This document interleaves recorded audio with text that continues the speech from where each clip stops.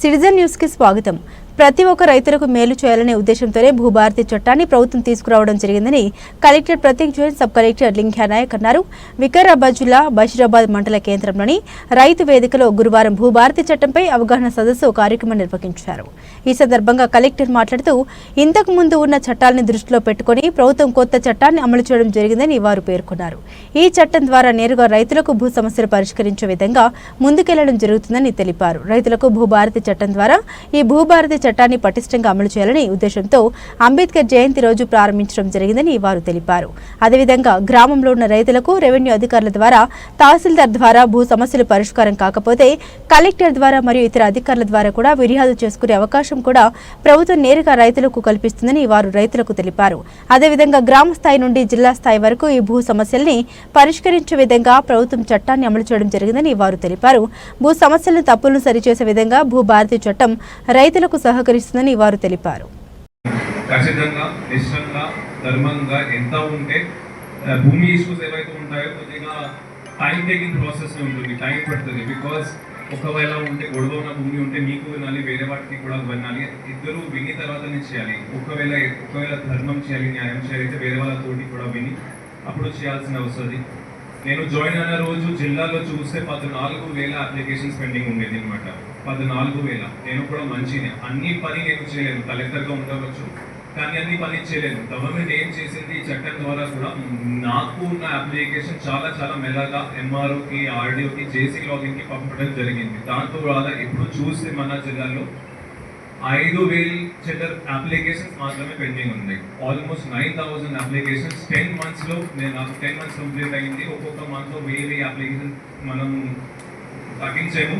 ఇంకా 5,000 చిల్లర applications pending ఉన్నాయి. ఖచ్చితంగా ఒక 1 month 2 months ఇప్పుడు మన దగ్గర పవర్స్ కూడా వచ్చినాయి కాబట్టి మ్యాక్సిమం 2-3 monthsలో ఇది భూ సమస్యలు లేకుండా ఒక కాగితాలు మీ అందరి చేతిలో పెట్టడానికి మనం ఖచ్చితంగా కృషి చేస్తాము. రెవెన్యూ యంత్రాంగం కూడా మీతో పాటు ఉంటుంది. ఈ రోజు కూడా మన హెల్ప్ డెస్క్ పెట్టి ఉన్నాము. మీకు ఏమేమి సమస్యలు నేను కలెక్టర్గా నేను ప్రతి ఈవినింగ్ సాయంత్రం ఆ సదస్సులో ఏ ప్రాబ్లమ్స్ బయటకి వస్తున్నాయి మేము కూడా ఒక చిట్టలాగా తీసుకుంటూ ఉంటాము. మీరు కూడా మాతో తోటి కోఆపరేట్ చేసి ఈ బషీరాబాద్ కానీ, ఈ డివిజన్ కానీ, కాన్స్టిట్యున్సీ కానీ, జిల్లా కానీ భూ సమస్యలు లేకుండా ప్రతి వారికి ఒక పాస్బుక్ ఇప్పించడానికి మనం కృషి చేస్తాం. మీరు కూడా సహకరిస్తారు. ఈ చిన్న మెసేజ్ తోటి నేను సెలవు తీసుకున్నాను.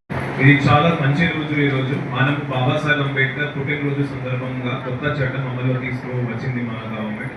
ఇంతకుముందు నాతో పాటు ఉన్న జేసీ గారు డీటెయిల్డ్గా ఆ చట్టం ఏం చెప్తుంది, రూల్స్ లో ఏం మార్పులు వచ్చినాయి అది చెప్పారు. నేను దాంట్లో మళ్ళీ రిపీట్ చేయకుండా గవర్నమెంట్ ఏం ఆలోచన చేస్తుంది, ఏం మాకు ఇన్స్ట్రక్షన్ ఇచ్చింది, కలెక్టర్స్కి ఏం ఇన్స్ట్రక్షన్ ఇచ్చింది అది నేను అందరి ముందు పెట్టడానికి ట్రై చేస్తాను. నా తెలుగు పర్ఫెక్ట్ లేదు, but I will try to speak in Telugu only. కానీ గవర్నమెంట్ మన కలెక్టర్స్కి ఏం ఇన్స్ట్రక్షన్ ఇచ్చింది అయితే ఏదో రూపంలో మనము రైతుల చేతిలో ఒక కాగితాలు ఇవ్వాలన్నమాట. పట్టేదారు పాస్బుక్ కావచ్చు, కానీ పట్టేదారులు లేకుండా కానీ కాస్తు కోలంలో ఉన్న మన రైతులు కావచ్చు. 2020 చట్టం ఏం చేసింది, కాస్తు కోలం తీసేసింది. కాస్తు కోలం ఎట్లా తీసేసింది అయితే రమేష్ ఫర్ ఎగ్జాంపుల్ పట్టేదారు ఉంటే కానీ గణేష్ కబ్జాదారులా కావచ్చు. మీరు ఇంతకుముందు అనేది కూడా కాగితాలు ఎప్పుడు పానీలో మనము రాసేవాళ్ళు. ఎంఆర్ఓ మన బీఆర్ఓ పట్వారీ ఉన్నప్పుడు, పటేల్ పట్వారీ వ్యవస్థ ఉన్నప్పుడు వాళ్ళు రాసేవారు. కానీ సడన్ గా ధరణిలో ఏమైంది అంటే పట్టేదారు, కాస్తుదారు సేమ్ కాలం తీసుకుని వచ్చింది. రమేష్ పట్టేదారు ఉన్నారు అయితే వాళ్ళనే పట్టేదారు కాస్తు కాలంలో కూడా వచ్చేసారు, కబ్జా కాలంలో వచ్చేసారు.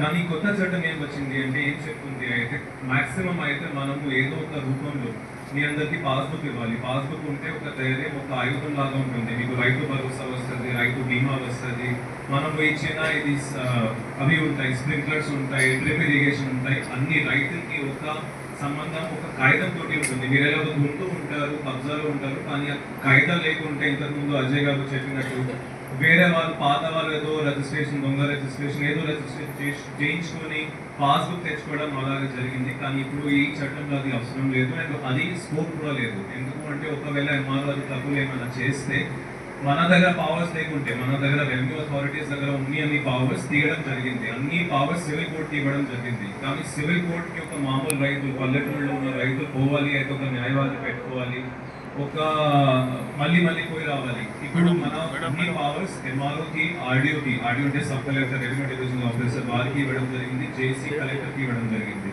గవర్నమెంట్ దాని వెనక ఒక ముఖ్య ఉద్దేశం ఏముంది అంటే మన ప్రాబ్లం మనం సాల్వ్ చేసుకోవాలి అంటే బయట వాళ్ళ దగ్గర పోకూడదు. మన మండల్లో ఉంటే 80-30 80-85% లోకల్ ప్రాబ్లమ్స్ ఉంటాయి అనమాట. అది ఎంఆర్ఓ చేస్తూ ఉన్న ప్రాబ్లమ్స్ ఉంటాయి, అది లోకల్లో సాల్వ్ అవ్వాలి. ఒక దాంతో సమ్మతి లేకుండా అసమ్మతితో ఉంటారు, మాకు మేము ఒప్పుకోట్లేదు ఆయన చేసిన డెసిజన్కి, అప్పుడు ఆయన ఆడియో దగ్గర పోతారు.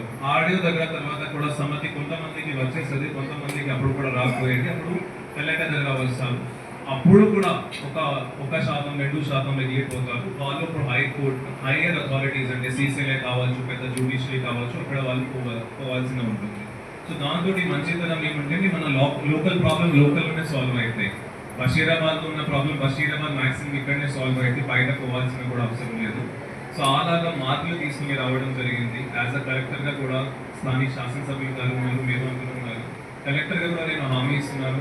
మేము కూడా మొత్తం మా వ్యవస్థ ఏవైతే ఉంటుంది ఎంఆర్ఓ నుంచి కలెక్టర్ స్థాయిలో పూర్తిగా ధర్మంగా నిష్ఠంగా, ఇది ఫస్ట్ టైం కావచ్చు చట్టం తీసుకురావడం, రూల్స్ తీసుకురావడం పెద్ద పని కాదు గవర్నమెంట్కి. కానీ మాకు ఇన్స్ట్రక్షన్ ఏం వచ్చింది, రైతులు చాలా ఇబ్బంది పడేది ఆ సిస్టమ్ ద్వారా. కాబట్టి మనం అవగాహన కల్పించాలి, అవగాహన కూడా తీసుకోవాలి. లోకల్గా ఇష్యూస్ ఏవైతే ఏమున్నాయి, ఫర్ ఎగ్జాంపుల్ ఇంతకుముందు గౌరవ్ చైర్మన్ గారు ఒక సర్వే నెంబర్ చెప్పారు 162 and 238 వంగి విలేజ్.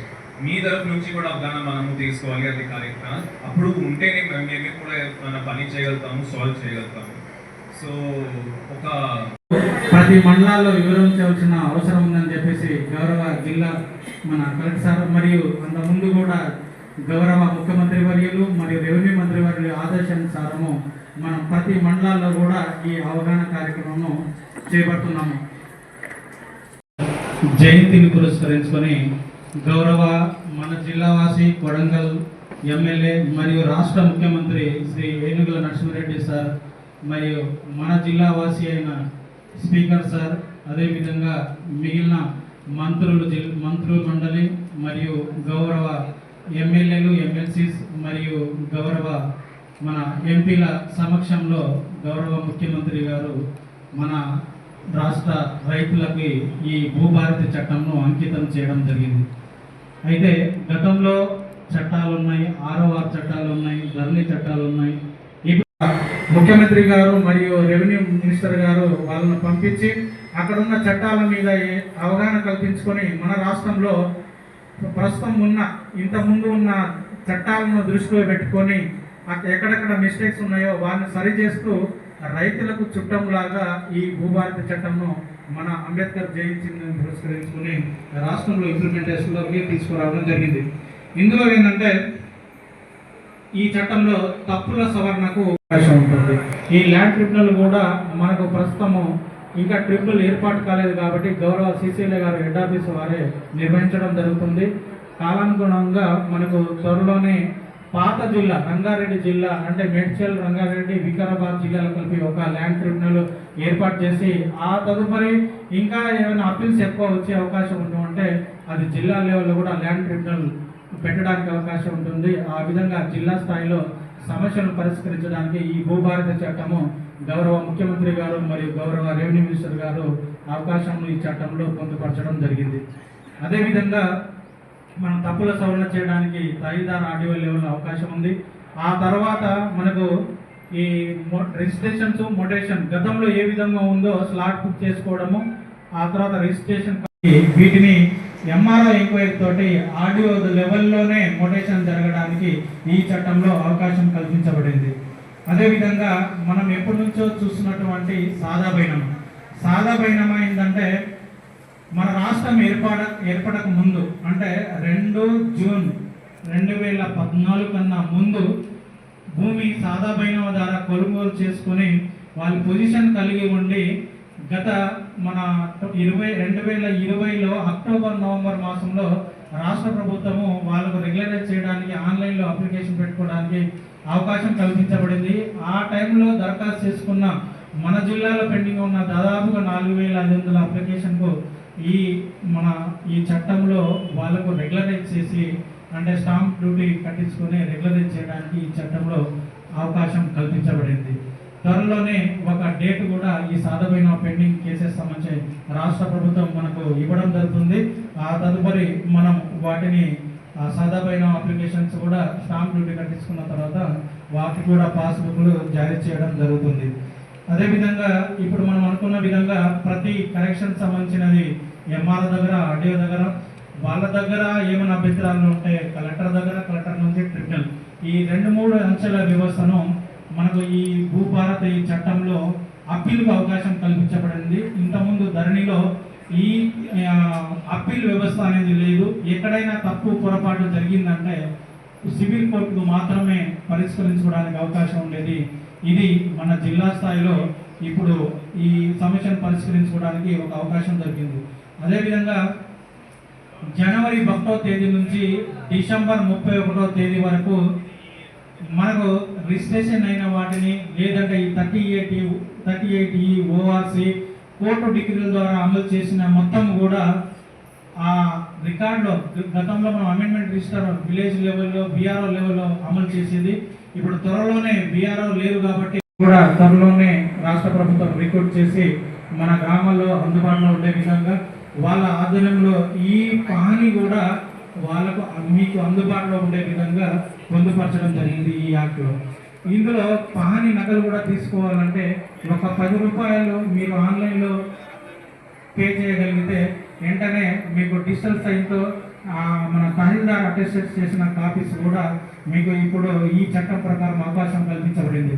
అదే ధరణిలో ఈ పహానీలు తీసుకోవడము, వన్ బిల్ తీసుకోవడం అనేది ధరణిలో గతంలో ఉండకపోయేది. కానీ అంతకుముందు 6వ యాక్ట్లో అది అవకాశం ఉండేది, వెబ్లైన్లో ఉండేది. మీరు కూడా మీ సేవకు వెళ్ళేసి అక్కడనే పహానీలు, వన్ బి కాపీలు తీసుకొని వెళ్ళేది. అది ఇప్పుడు రైతులకు కూడా ఉపయోగపడే విధంగా మీకు ఈ చట్టంలో అవకాశం కల్పించబడింది. అదేవిధంగా రైతులకు ఎక్కడైనా అన్యాయం జరిగిందంటే ఇప్పుడు ఎంఆర్ఓ నుంచి ఏమైనా సవరణ చేయడానికి ఆర్డీఓ దగ్గర ఉంది, ఆర్డీఓ నుంచి కలెక్టర్ ఉంది. కాబట్టి ఈ క్రమంలో మన చిన్నకారు, సన్నకారు రైతులకు న్యాయ సలహా, ఉచిత న్యాయ సలహాను అందించడానికి అడ్వకేట్లను కూడా ఫ్రీ ఆఫ్ కాస్ట్ తోటి ఈ సేవలు అందించడానికి లీగల్ సర్వీసెస్ అథారిటీ ద్వారా అందించడానికి రాష్ట్ర ప్రభుత్వం కూడా ఈ చట్టంలో పొందుపరచడం జరిగింది. అదేవిధంగా ఎక్కడైనా ఎవరైనా మన గవర్నమెంట్ ల్యాండ్ను మోసపూరితంగా వాళ్ళు పట్టా పాస్బుక్లు తీసుకొని ఉంటే వాటిని రివ్యూ చేసి తొలగించడానికి కూడా కలెక్టర్ కూడా పవర్స్ ఈ చట్టంలో పొందుపరచడం జరిగింది. ఆ విధంగా మనకు అన్ని అవకాశాలను గతంలో లేని వాటిని ఈ భూభారతిలో చట్టంలో తీసుకురావడం జరిగింది. ఇందులో కూడా మన రెవెన్యూ